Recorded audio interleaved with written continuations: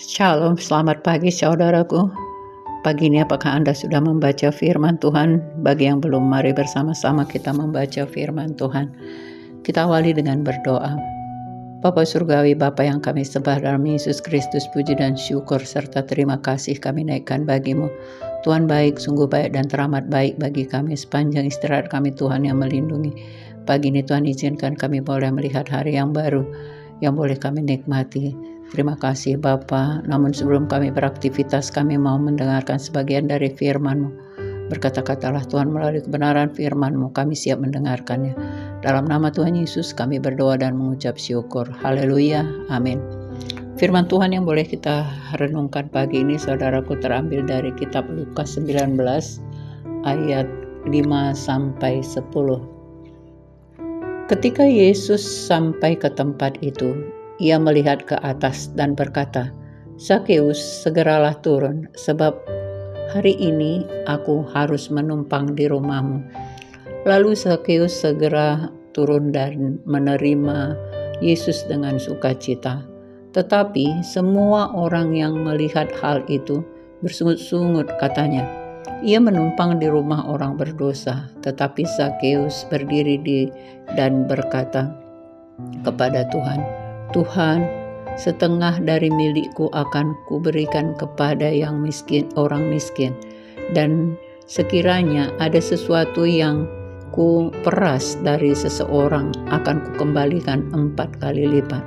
Kata Yesus kepadanya, "Hari ini telah terjadi keselamatan kepada rumah ini, karena orang ini pun anak Abraham, sebab Anak Manusia datang untuk mencari dan menyelamatkan orang hilang."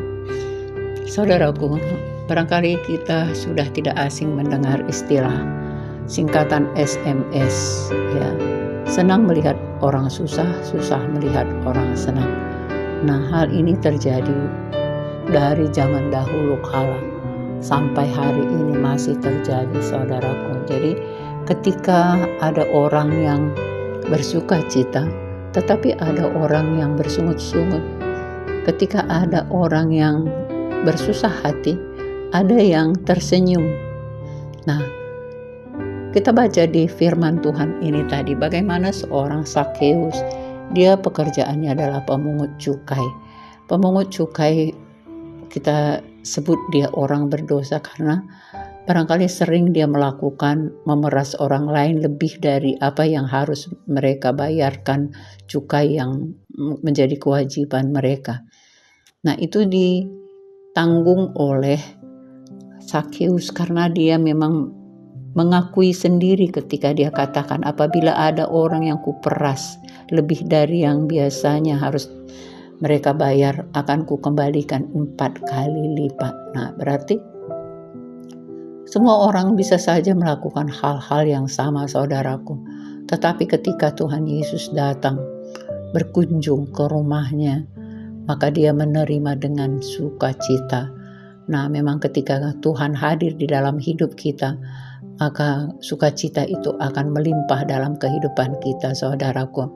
Kapanpun ketika kita berseru kepada Tuhan Yesus, dia hadir di dalam hidup kita melalui Roh Kudus yang hadir di dalam hidup kita, maka ada damai sejahtera, sukacita yang melimpah dalam hidup kita.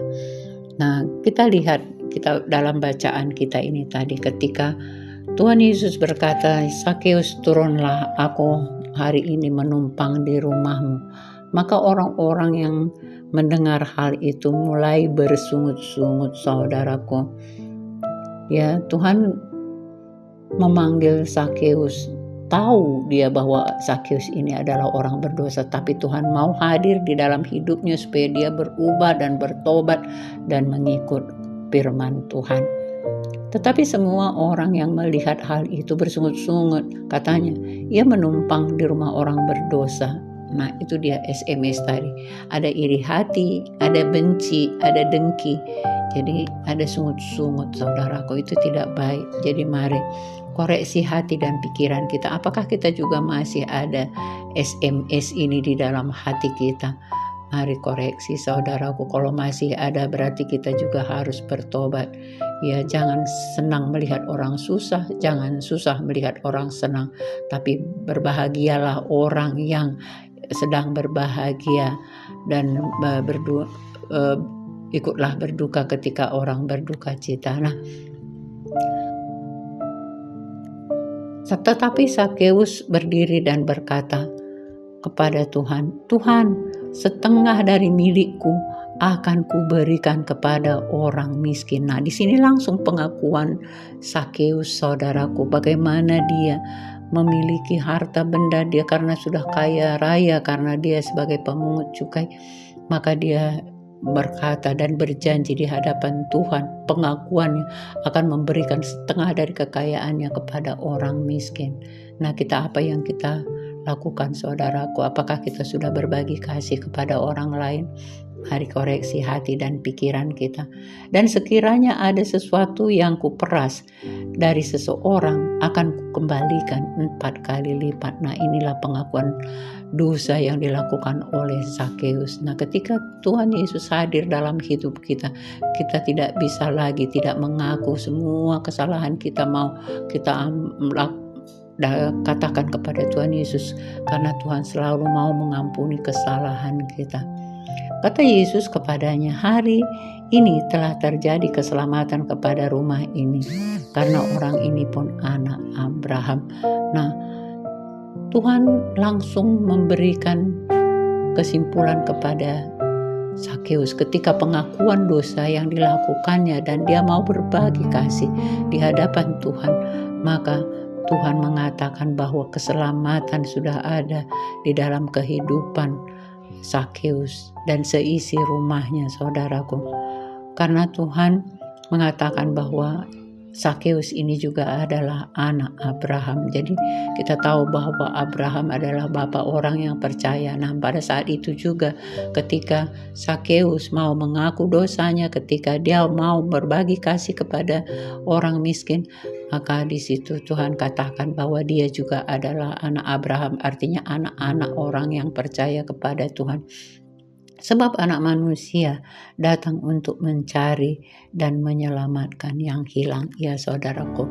Jadi Tuhan Yesus datang ke dunia ini untuk mendamaikan antara manusia dengan Tuhan. Karena ketika dosa terjadi, ketika Adam dan Hawa jatuh ke dalam dosa, maka putuslah hubungan antara manusia dengan Allah.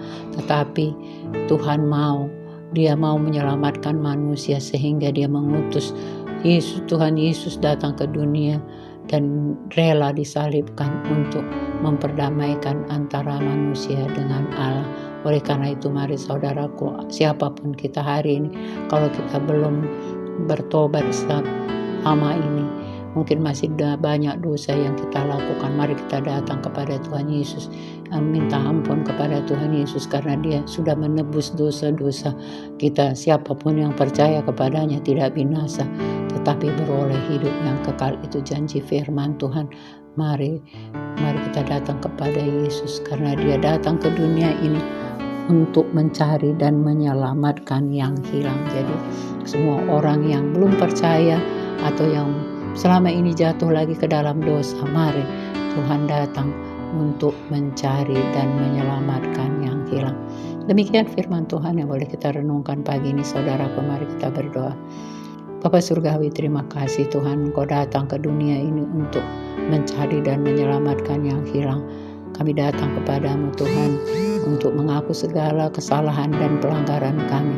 Ampuni segala dosa-dosa kami yang kami lakukan secara sengaja ataupun yang tidak kami sengaja. Tuhan, ampuni kami, layakkan kami menjadi anak-anak kekasih hati-Mu, karena Tuhan selalu baik bagi kami. Terima kasih Bapa.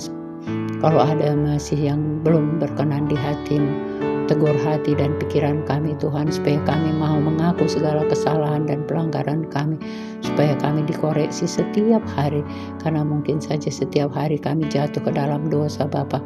Oleh karena itu kami mau selalu datang kepadamu, sujud menyembah-Mu dan mengaku segala dosa kami di hadapan-Mu. Oleh kuasa darah-Mu yang kudus menyucikan segala kehidupan kami, segala pelanggaran kami ditebus oleh darah Yesus yang kudus. Terima kasih Bapa, kami menaikkan pujian hormat bagimu, kemuliaan hanya untukmu. Terpujilah Allahku, dalam nama Tuhan Yesus kami mengucap syukur. Haleluya, amin.